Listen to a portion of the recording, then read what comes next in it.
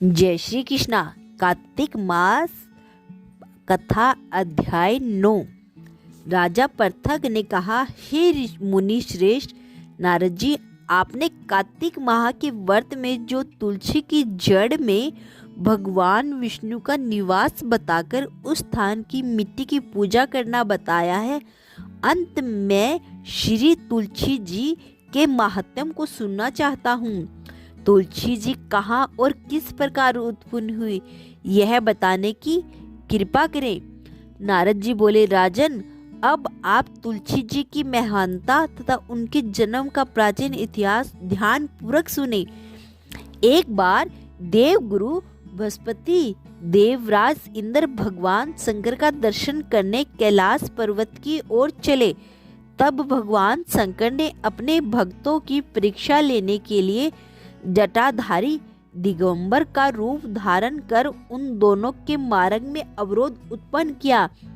यद्यपि वे तेजस्वी, शांत, लंबी भुजा और चौड़ी छाती वाले गोरे वर्ण अपने विशाल नेत्रों से युक्त तथा सिर पर जटा धारण किए वैसे ही बैठे थे, तथापि भगवान शंकर को न पहचान कर इंद्र ने उनसे उनका नाम एवं धाम आदि पूछते हुए कहा कि क्या भगवान शंकर अपने स्थान पर है या कहीं गए हुए हैं।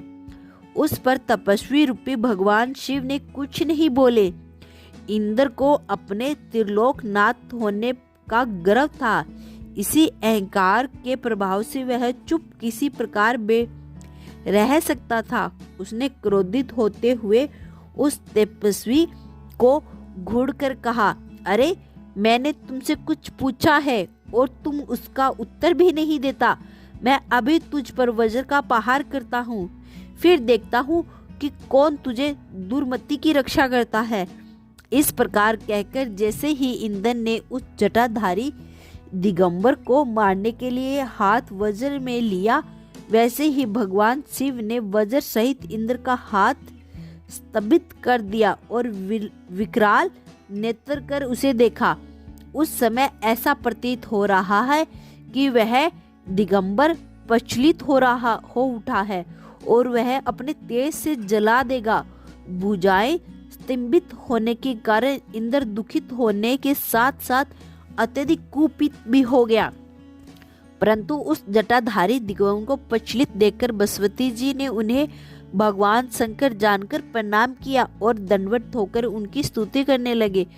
बृहस्पति भगवान शंकर से कहने लगी, हे दीनानाथ, हे महादेव, आप अपने क्रोध को शांत कर लीजिए और इंद्र के इस अपराध को क्षमा कर दीजिए। बृहस्पति के यह वचन सुनकर भगवान शंकर ने गंभीर वाणी में कहा, मैं अपने नेत्रों से निकलते हुए क्रोध को किस प्रकार रोकूं। तब बृहस्पति ने कहा, भगवान, आप अपना भक्त वत्सल नाम सार्थक करते हुए अपने भक्त पर दया कीजिए। आप अपने इस तेज को अनंत स्थापित कीजिए और इंद्र का उद्धार कीजिए। तब भगवान शंकर गुरु बृहस्पति बोले, मैं तुम्हारी स्तुति से अत्यंत प्रसन्न हूँ। तुमने इंद्र को जीवन दान दिलाया है। मुझे विश्वास है कि मेरे नेत्रों की अग्नि अब इंद्र को पीड़ित नहीं करेगी। बृहस्पति ने इस प्रकार कहकर भगवान शिव ने अपने मस्तक से निकालते हुए अग्नि में तेज को अपने हाथों में ले लिया और फिर उसे क्षीर सागर में डाल दिया। तत्पश्चात भगवान शंकर अंतर्ध्यान हो गए। इसी प्रकार जिसको जो जानने की इच्छा की कामना थी, उसे जानकर इंद्र और बृहस्पति अपने अपने स्थान पर चले गए। जय श्री कृष्णा। अगर आपको यह कथा पसंद है तो कृपया शेयर, लाइक और कमेंट जरूर करें और चैनल को भी सब्सक्राइब करें। जय श्री कृष्णा।